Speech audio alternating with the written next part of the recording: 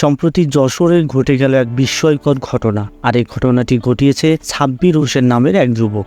চুরির অভিযোগে আটক থাকা অবস্থায় রাত 2:30টার দিকে থানা থেকে পালিয়ে যান ওই যুবক। এরপর জঙ্গলের রাজা টারজান বয়ের মতো যশোর শহরের সিটি প্লাজার বহুতল ভবনে কার্নিশে 8 ঘন্টার অধিক সময় ধরে ঝুলে থাকেন তিনি। ওই সিটি প্লাজার পূর্ব পাশের ওয়াচ টাওয়ারের এসির উপর থেকে 2 তলা ছাদের টিনের ওপর পড়ে যায় ওই যুবক।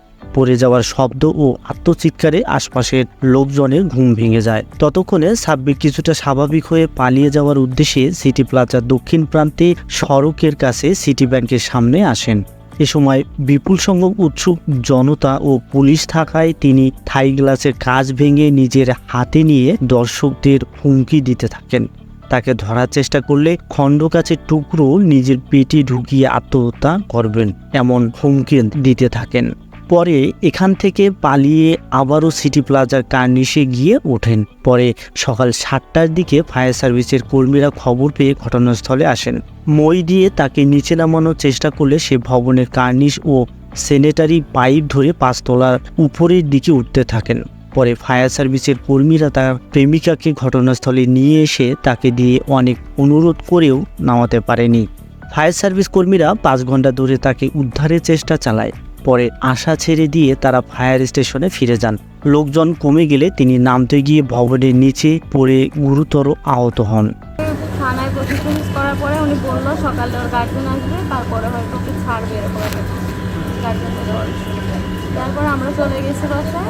আর এই যে এখন সকালে পুলিশ কল দিয়ে বলতেছে যে এখানে আসেন, এখানে নিয়ে আসেন। মানে কি কারণে ধরছে না, ওই যে নিয়ে আসছে ওইখান থেকে। আমি পুলিশকে বলছিলাম যে ওকে ওখানে ধরে রাখছে, আটকে রাখছে। আমাকে কল দেওয়া যেটা বলছে যে আমাকে মারধর করতেছে, এখানে আটকে রাখছে, আমাকে নিয়ে যায়। পরে আমি পাঠাইলাম, পরে পুলিশ ওকে নিয়ে আসে। মানে কারা ধরে রাখছে কারা? ওই যে বন্ধুদের কাছে আসছে। স্থানীয়দের সহায়তায় পুলিশ তাকে উদ্ধার করে যশোর 250 শয্যা বিশিষ্ট হাসপাতালে সার্জারি ওয়ার্ডে ভর্তি করেন। সেখান থেকে তিনি দুপুর 12টার দিকে কাউকে কিছু না বলে তার মা ও আত্মীয় স্বজনের মাধ্যমে হাসপাতাল থেকে পালিয়ে যান। নাম প্রকাশ না করার শর্তে যশোর পলিটেকনিক কলেজের কয়েকজন শিক্ষার্থী জানান, সাব্বির চুয়াডাঙ্গা জীবননগর বাস স্ট্যান্ড এলাকার শহীদুল ইসলামের ছেলে। পূর্ব পরিচয়ের সূত্র ধরে সে যশোরে আসে এক নারীর সঙ্গে দেখা করতে। ওই নারীর সঙ্গে দিনে বিভিন্ন জায়গায় ঘোরাফেরা করেন। রাতে পূর্ব পরিচয়ে যশোর পলিটেকনিক ইনস্টিটিউট হলে একজনের ম্যাচে ওঠেন। সেখানে ফোন ও টাকা পয়সা চুরির অভিযোগে শিক্ষার্থীরা তাকে আটক করেন। পরে ওই যুবক যশোর কলেজে দর্শন বিভাগে পড়ুয়া তার সেই প্রেমিকাকে ফোন দিলে ওই প্রেমিকা পুলিশকে জানায়। মধ্যরাতে পুলিশ যশোর পলিটেকনিক ইনস্টিটিউটে গিয়ে সাব্বিরকে আটক করে থানায় নিয়ে আসে। কোতোয়ালি থানার ওসি আব্দুর রাজ্জাক বলেন, চুরির ঘটনাটি সঠিক নয়।